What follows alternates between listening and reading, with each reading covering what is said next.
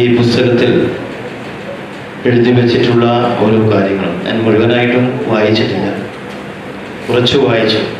ഓരോ കാര്യങ്ങളും അദ്ദേഹത്തിൻ്റെതായ ഭാഷയിൽ തന്മയത്വത്തോടെ വളരെ നിഷ്കളങ്കമായിട്ടാണ് പലതും പറഞ്ഞു വെച്ചിട്ടുള്ളത്.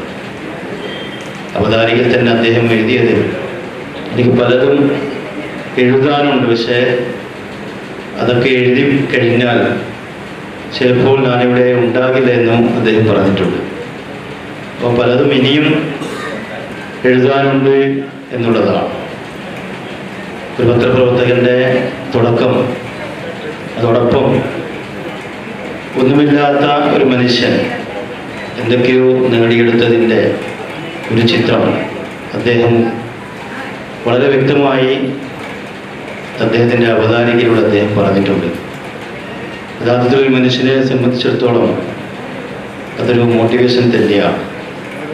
ഇന്ന് ഈ കാലഘട്ടത്തിൽ എനിക്കൊന്നും ആവില്ല എന്ന് പറഞ്ഞ് പിന്തള്ളപ്പെട്ട് പോകുന്ന പലർക്കും ഒരൊറ്റ അവതാരിക വായിച്ചാൽ ഒരു വലിയ മോട്ടിവേഷൻ ലഭിക്കുമെന്നുള്ളതാണ്. ദാരിദ്ര്യത്തിൻ്റെ പടുകുടിയിൽ നിന്ന് അതൊക്കെ മാറ്റി വലിയ സമ്പന്നനാണെന്നും ഞാൻ പറയില്ല, പക്ഷേ അദ്ദേഹം മനസ്സുകൊണ്ടും സ്നേഹം കൊണ്ടും സമ്പന്നനാണ്.